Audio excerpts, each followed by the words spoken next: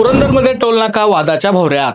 चर्चा नाही तर आंदोलनाचा इशारा. मंडळी, पुणे पंढरपूर राष्ट्रीय महामार्गावर क्रमांक 965 हा रस्ता पुरंदर तालुक्यातील हजारो नागरिकांच्या रोजच्या जीवनाचा आधार आहे.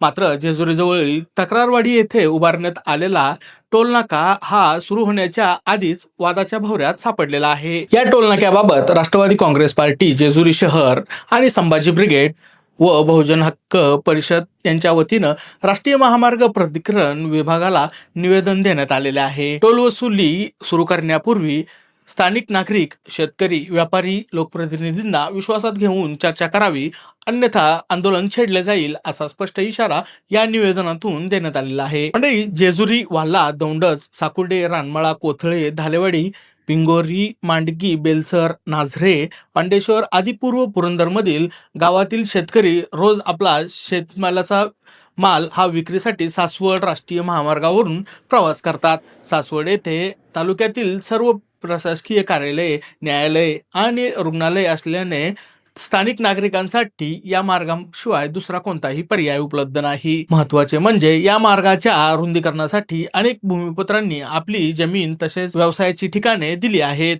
विकासासाठी दिलेल्या या त्यागानंतर आता त्याच लोकांकडून टोल आकारण्यात येणार आहे. त्यामुळे नागरिकांमध्ये तीव्र नाराजी व्यक्त केली जात आहे. या पार्श्वभूमीवर पुरंदरवासियांना टोल वसुलीत सवलत किंवा माफी मिळणार का?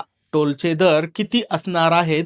तसेच स्थानिक वाहनांसाठी कोणती नियमावली लागू करण्यात आलेली आहे याची सविस्तर माहिती ग्रामपंचायतीच्या लोकप्रतिनिधींना आणि सामाजिक संस्था लोकप्रतिनिधींना देण्यात यावी अशी मागणी करण्यात आलेली आहे. यासाठी तातडीने संयुक्त बैठकीचे आयोजन करून तोपर्यंत टोलनाका सुरू करू नये अशी ठाम भूमिका मांडण्यात आलेली आहे. या निवेदनावर राष्ट्रवादी काँग्रेस पार्टी, अजित पवार गटाकडून जेजुरी शहर रमेश लेंडे, बहुजन हक्क परिषदेचे अध्यक्ष यशवंत दोडके, संभाजी ब्रिगेडचे शहर अध्यक्ष तथा देवसंस्थानचे माजी अध्यक्ष संदीप जगताप, माजी विश्वस्त शिवराज झगडे आणि मनसे तालुका अध्यक्ष उमेश जगताप यांच्या स्वाक्षऱ्या असून या निवेदनाची प्रत जेजुरी पोलीस ठाणे तसेच संबंधित टोलनाका व्यवस्थापकात आलेली आहे. राष्ट्रीय महामार्ग तक्रारवाडी या ठिकाणी टोल नाक्यावरती आपण आहोत.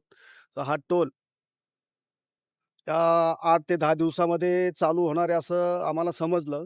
त्यानंतर आम्ही एक निवेदन राष्ट्रवादी काँग्रेस पार्टीच्या वतीनं, त्याचप्रमाणे बहुजन हक्क परिषद, संभाजी ब्रिगेड यांच्या वतीनं आम्ही त्या ठिकाणी निवेदन त्यांना दिलेलं आहे की हा टोल सर्व परिसरातील ग्रामस्थांना, लोकप्रतिनिधींना, नगराध्यक्ष, नगरसेवक, आजूबाजूच्या ग्रामपंचायतीमधले सरपंच सदस्य यांना बरोबर घेऊन त्यांच्याबरोबर एक मीटिंग लावून कशा पद्धतीने आपण टोल वसुली करणार आहात याची सर्व माहिती या ठिकाणी द्यावी लागेल. त्या बाबतीत आम्ही निवेदनही दिलेलं आहे की टोल नाका सुरू करण्यापूर्वी म्हणजे वाहन चालकांकडून वाहन प्रवेश कर वसूल करण्यापूर्वी किंवा ती प्रक्रिया सुरू करण्यापूर्वी सर्वप्रथम येथील जे आजूबाजूच्या खेड्यापाड्यातील जे नागरिक आहेत, ग्रामस्थ आहेत, विविध संस्थांचे पदाधिकारी आहेत, ग्रामपंचायत सदस्य असतील, सरपंच असतील, जेजुरी शहराचे नगराध्यक्ष असतील, नगरसेवक असतील आदींच्या बरोबर बैठकीचं आयोजन करावं.